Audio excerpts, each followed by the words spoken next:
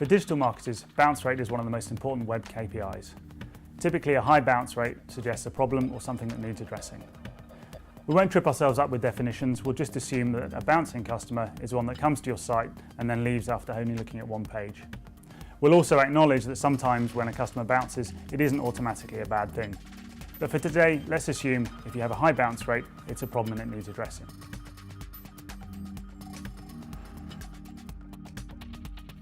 First of all, I can immediately see the total bounce rate for a particular page over the specified time period. How is it trending over time? Are there any patterns such as higher or lower bounce on certain days of the week or at certain times? I can also see this same data split by device category: smartphones, tablets, feature phones or desktop, all in the same view, so I can compare categories easily. I can then drill down into some more specific features. By device, so we can see which devices are performing worst, potentially highlighting a problem with a particular device or family of devices, and which are performing best. We can also look at operating systems and we can look at browsers. Again, we can drill down into more detail and see exactly which are bouncing more or less.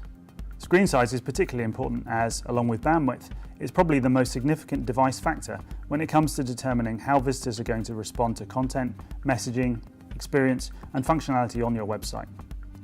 The time of day chart combines into a single view the number of page views and the bounce rate, along with the time of day. This is a unique visualization of key data points.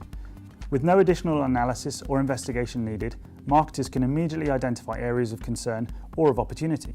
If page views are high and bounce rates are high, there's a potential issue to be addressed. But equally, a higher bounce rate during a low traffic period, while concerning, could be a lower priority issue. The global heat map shows at a glance the location of visitors that bounce most and least.